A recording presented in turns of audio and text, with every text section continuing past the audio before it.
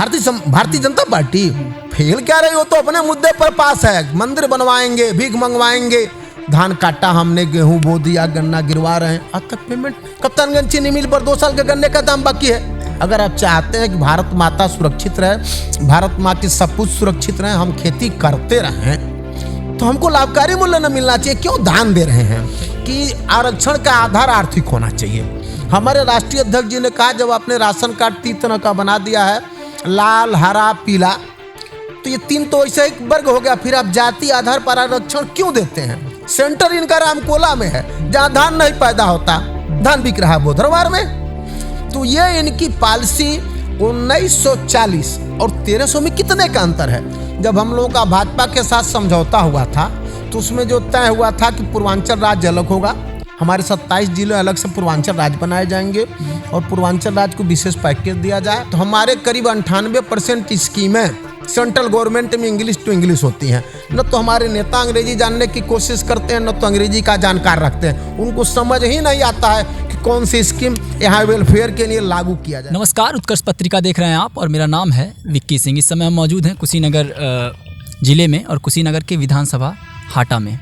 यहाँ पर हमारी चुनावी चर्चा लगातार जारी है, प्रत्याशियों से बात करने का जो सिलसिला है वो भी लगातार जारी है। और इसी सिलसिले में हमारे साथ सुभसपा यानी भारतीय सुहेलदेव समाज पार्टी के प्रदेश अध्यक्ष किसान मोर्चा के मास्टर राधेश्याम सिंह जी मौजूद हैं। इनसे बात करेंगे और ये जानने का प्रयास करेंगे कि जो गठबंधन हुआ है सपा में और राजभर जी में, तो कितना कारगर साबित होने वाला है और यहाँ से क्या सुभाषपा पार्टी से इनको टिकट मिलेगा या नहीं मिलेगा।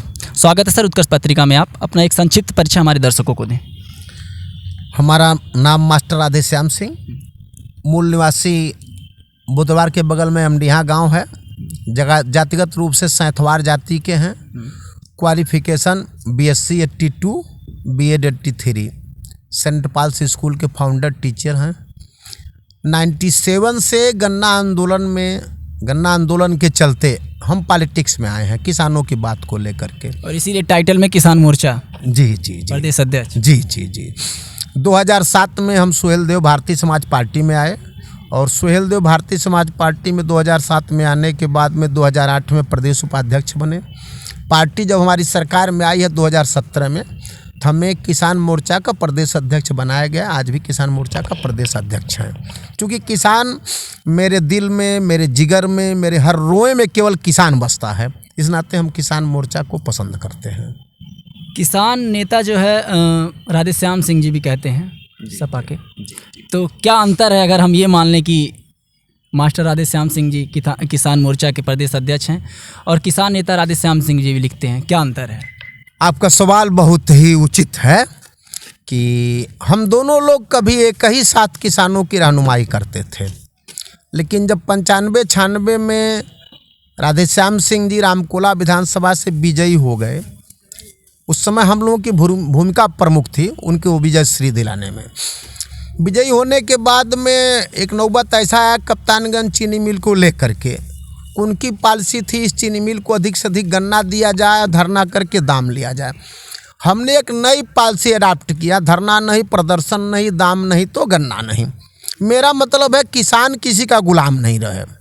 उनका मतलब है कि हम अमुक फैक्ट्री को गन्ना दें और उससे लड़ कर के दाम लें, और मेरा मतलब हम खेत में कुदाल और फावड़ा लेकर के लड़ें, पुलिस से न लड़ें। इसके लिए बेहतर हम नगद दाम पर अपना फसल बेचें। मोटी मोटा ये जान सकते हैं कि हम चूँकि मूल रूप से किसान हैं, हमने बताया सैंथवार जात के, सैंथवार, सिंधी, सरदार मतलब ही होता है काश्तकार। ये तीनों तो भारत माँ के असली सपूत हैं। तो हम मूल रूप से चाहते हैं किसान खेत में काम करे और अपना फसल नगद दाम पर बेचें। हम इसकी वकालत करते हैं और उनका अपना एक अलग पॉलिसी है। क्यों है वो तो वो बताएंगे। अच्छा, 2012 में विधानसभा चुनाव जब होता है तो राधेश्याम सिंह जी जीतते हैं सपा के पार्टी से। जी। अब जो है ऐसा क्या कारण है कि यहाँ से ना टिकट मार के कसियाँ विधानसभा से टिकट मांग रहे हैं? ऐसा क्या लगता है कि ये जो विधानसभा सीट है ये भारतीय राजभर जी के खाते में आने वाली है, इस वजह से यहाँ से किनारा कस रहे हैं या फिर क्या कारण है? अब इसके बारे में हम नहीं जानकारी दे पाएंगे वो कहाँ से मांग रहे हैं, क्योंकि वो पूर्व मंत्री रहे हैं और हमारी और उनकी पार्टी का समझौता है, तो उनके व्यक्तिगत व्यवहार पर कोई भी आरोप प्रत्यारोप करना शोभा नहीं देता। वो कहाँ से मांग रहे हैं उनकी मर्जी, ये पार्टी जाने किसको कहाँ से लड़ाएगी। जिसको जहाँ से पार्टियाँ लड़ाएंगी वहाँ से लड़ेगा। आपके राष्ट्रीय अध्यक्ष हैं जी, उनका जो है भोजपुरिया अंदाज में बात करते हैं, बड़ा जो है सपोर्ट करते हैं जो है दर्शक उनका जी। तो किस प्रकार से ये पूरा सिस्टम देखते हैं और उनका जो अंदाज है बोलने का जी काफ़ी चर्चा में रहते हैं, किस हिसाब से देखते हैं पूरे? जैसे मान लीजिए हमारे राष्ट्रीय अध्यक्ष जी मूल रूप से बनारस के निवासी हैं, फतेहपुर के निवासी हैं बनारस के, तो उनकी लोकल लैंग्वेज है। और चूंकि गांव-गांव घर-घर से जुड़े हैं, कभी कभी तो ऐसा होता है कि हमको कुशीनगर जिले में ही किसी गांव का पता अपने राष्ट्रीय अध्यक्ष महोदय से पूछना पड़ता है। यानी पूरे प्रदेश में कोई ऐसा गांव नहीं जहां हमारे पार्टी के मूल कार्यकर्ता उस गांव में न गए हों। तो उनका अपना दिली लगाव है लोगों से जुड़ने का, और बनारसी लैंग्वेज है, उनकी भाषा स्वाभाविक रूप से है। और चूंकि जनता से जुड़े हैं तो जनता की बात बोलते हैं, तो जनता को बात अच्छी लगती है। अच्छा, भाजपा के साथ जो है सुहेलदेव समाज पार्टी की जो है भारतीय समाज पार्टी की अच्छी नहीं बन रही थी, इसलिए अब सपा ज्वाइन किए हैं, इसका क्या? जैसे हम लोग जी हाँ, वही तो हम पूरा आपको डिटेल बताते हैं।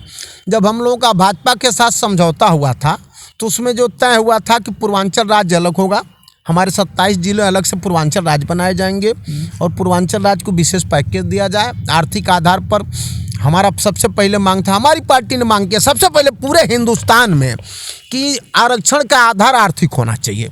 हमारे राष्ट्रीय अध्यक्ष जी ने कहा जब आपने राशन कार्ड 3 तरह का बना दिया है, लाल, हरा, पीला, तो ये 3 तो ऐसा एक वर्ग हो गया, फिर आप जाति आधार पर आरक्षण क्यों देते हैं? सबसे पहले हमने ये मांग किया था, हम लोगों ने ये मांग किया था कि आर्थिक आधार पर गणना कराई जाए, उसके बाद आरक्षण पर जातिवारों में बांटा जाए, ये हमारी मांग थी। तो अमित शाह जी ने इसको लागू करने के लिए हाँ किया था। और कहीं भी जब हमारा समझौता हुआ था कि कहीं ऐसा नहीं कहा गया था कि शिक्षा संस्थानों और रोजी रोटी से दूर रखने वाले व्यक्ति को मुख्यमंत्री की कुर्सी पर बैठाया जाएगा। हमें लगता था कोई गृहस्थ जीवन का आदमी सीएम की कुर्सी पर बैठेगा। जब से योगी आदित्यनाथ जी सीएम की कुर्सी पर विराजमान हुए, उन्होंने केवल धर्म को प्रधान रखा। हम धर्म को इनकार नहीं कर सकते, लेकिन धर्म तभी है जब तक इंसान जीवित है। जहाँ इंसान ही नहीं वहाँ धर्म कैसे? तो पहले इंसान होना चाहिए, और इंसान को जीवित करने के लिए सबसे पहले किसान होना चाहिए। योगी जी के एजेंडे में किसान कहीं हैं ही नहीं। आज आपको बता दें, आपके चैनल के माध्यम से आपके दर्शकों को बताना चाहेंगे, किसान तो हैं तभी तो जो है कृषि कानून वापस ले लिया गया। कृषि कानून वापस ले लिया गया, क्यों लिया गया? हम लोगों में वो ताकत थी, हमारे किसान भाइयों में वो ताकत थी, हमने अपने बूते पर कृषि कानून को वापस करवाया है। अगर विधानसभा चुनाव सन्निकट नहीं होता तो अब तक ये हमारी खेती कारपोरेट जगत को सौंप दिए होते। हमारे राष्ट्रीय अध्यक्ष जी का इसी नाते नारा है, जब तक भाजपा की विदाई नहीं तब तक कोई ढिलाई नहीं। अगर हमने ढिलाई कर दिया तो ये पुनः आएंगे। जैसे सांप आप मारते हैं ना, तो उसको तब तक थुरिए जब तक उसका फन न कुचल जाए। अगर उसका फन रहेगा, उसके आंख में आपका फोटो आ जाएगा तो नागिन आएगी, देख करके आपको डसेगी। ये भाजपा के लोग वैसे ही हैं। किसान अगर इनका फन तक नहीं कुचल देगा, इनमें से कोई भी इनके मिशनरी का जिंदा रहेगा, तो पुनः किसान का दमन करेगा। और ये किसी न किसी तरह से हमारी खेती को कारपोरेट घराने को देना चाहता है। आपका थोड़ा सा समय लेकर के हम आपको बता दें, खुले मार्केट में धान का मूल्य 1200 से 1300 रुपये कुंतल के बीच में है। इसमें तो दो राय नहीं, आप कहीं पूछ सकते हैं।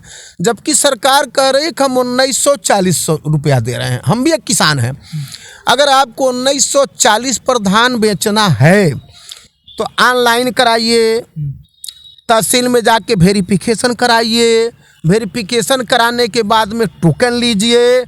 मैं अपना 57 कुंतल धान बेचा हूँ, मुझको लगता है कि 37 दिन तो दौड़ाऊँगा, तो कल जाकर के मेरा अंगूठा लगा है SMI रामकोला के गोदाम पर। धान बिका बोदरवार में, अंगूठा लगा रामकोला में।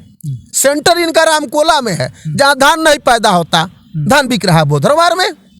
तो ये इनकी पॉलिसी 1940 और 1300 में कितने का अंतर है? ऊपर से देखने पर तो ये बड़ी हल्का लगता है, व्यवस्था फेलोर लगता है, लेकिन नहीं मित्रों, ये व्यवस्था की साजिश है कि हम थक जाएं, थक करके खेती सरकार को सरकारी व्यवस्था है तो उसी हिसाब से लेट तो होगा। मान लीजिए एक आदमी ना ना ना ना ना ना ना अच्छा तो लेट होगा तो हम खाली कर्जा खाएंगे या केसीसी माफ कर। हम बताइए धान काटा हमने, गेहूं बो दिया, गन्ना गिरवा रहे हैं, आज तक पेमेंट नहीं। कप्तानगंज चीनी मिल पर 2 साल के गन्ने का दाम बाकी है। आखिर में हमको ये कर्जा ही क्यों देंगे? हमारा लाभकारी मूल्य क्यों नहीं देंगे? मास्टर राधे श्याम सिंह किसान मोर्चा के माध्यम से, सुहेल देव भारतीय समाज पार्टी के ही तरफ से नहीं, सभी किसान समुदाय की तरफ से सवाल करना चाहता है सरकार से कि आप हमको दान ही क्यों देंगे? हम पूरी दुनिया को दान देते हैं, आप हमको क्यों दान देंगे? हमारे उत्पाद का लाभकारी मूल्य क्यों नहीं देंगे? अगर आप चाहते हैं कि भारत माता सुरक्षित रहे, भारत माँ के सपूत सुरक्षित रहें, हम खेती करते रहें, तो हमको लाभकारी मूल्य न मिलना चाहिए, क्यों दान दे रहे हैं? चलिए, ये अगर सवाल जो आपका है अगर ये मुख्यमंत्री तक पहुंचता है तो हो सकता है जवाब दें, लेकिन अगला सवाल मेरा ये है कि ऐसी क्या खूबियां हैं मास्टर राधे श्याम सिंह जी में कि इस विधानसभा से दावेदारी कर रहे हैं, जिस सीट से टिकट इनको मिलेगा? विधानसभा हाटा के लोग ये जानना चाहते हैं। विधानसभा के हाटा के लोग ये जानना चाहते, देखिए सबसे बड़ी बात कि हम यहाँ के विधानसभा हाटा के अंतर्गत बनकटा गांव के एक तरह से मूल निवासी हैं। बनकटा के बाद से हम डीहा में गए हैं, हम यहाँ के मूल निवासी हुए और हमारे सारे संपर्की, साथ में पढ़ने लिखने वाले, संघर्ष का गढ़ हाटा विधानसभा ही रहा है।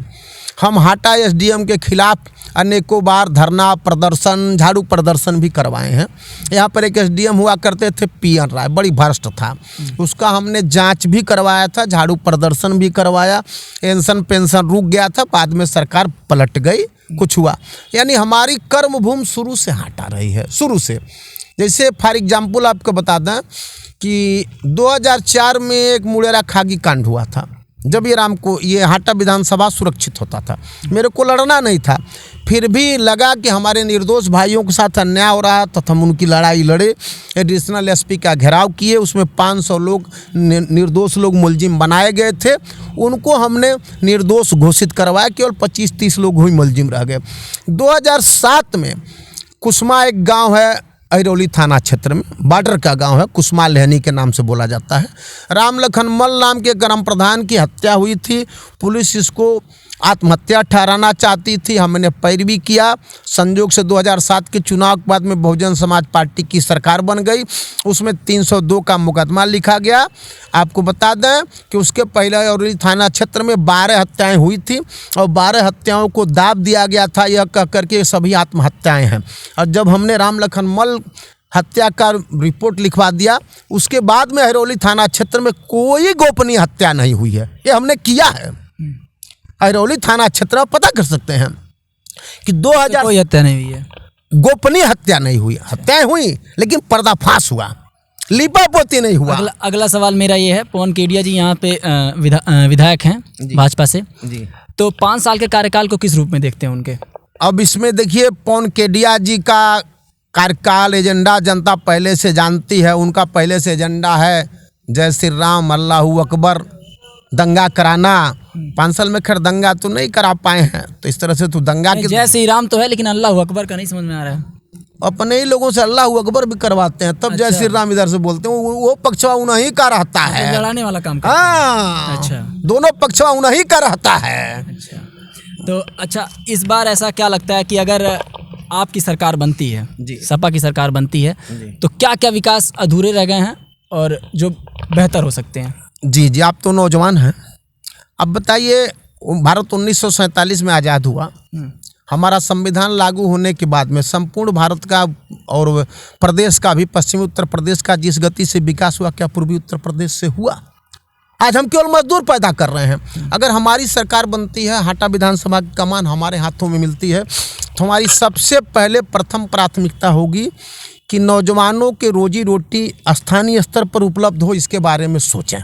अगर हम कुछ नहीं कर सकते हैं तो जो छोटे छोटे कुटीर उद्योग हैं, गृह उद्योग हैं, हम उनको प्रायोरिटी में रखेंगे। हम अपने कार्यकर्ताओं से भी चर्चा करते हैं कि भैया महाराष्ट्र की तरह से 10 लोगों का 20 लोगों का समूह बनाओ, पैसा नहीं है 2-2, 4-4 हज़ार मिला करके बनाओ, एक रोजी रोटी करो। हम जब तक रोजी रोटी की तरफ नहीं मुखातिब होंगे, राजनीति से कुछ नहीं होगा।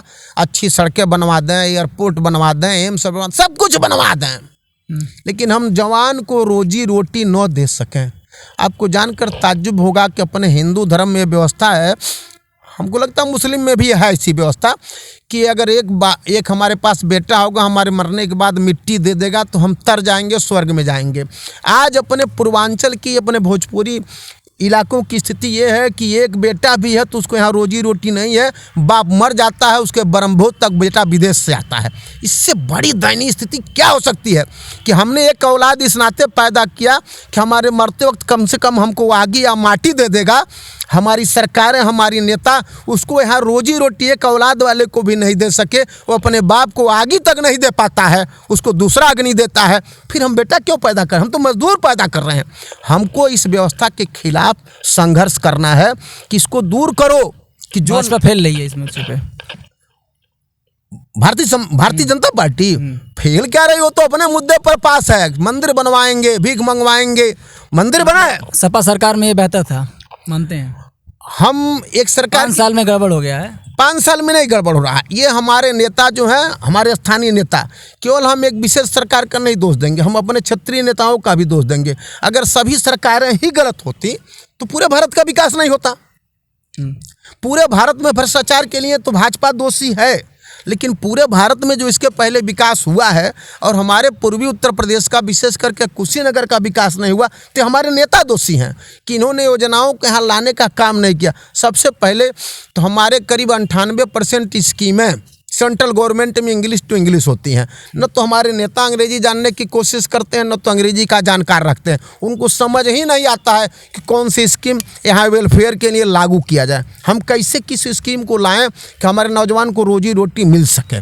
तो मैं चाहूँगा, मेरा प्रयास होगा, हमें जो शिक्षा दीक्षा मिला है, जो हमने ग्रहण किया, जो भी ज्ञान है, उस सबको पिरो दें। उम्र के अंतिम पड़ाव में है तो कुछ दे करके जाएं लोगों को, कि मैं रहूं न रहूं, मेरे न रहने के बाद मेरा भी नाम लोग लाल बहादुर शास्त्री और चौधरी चरण सिंह की तरह से लेते रहें। ये मेरी दिली इच्छा है। चलिए, बहुत बहुत धन्यवाद। ये हमारे साथ है मास्टर राधेश्याम सिंह जी।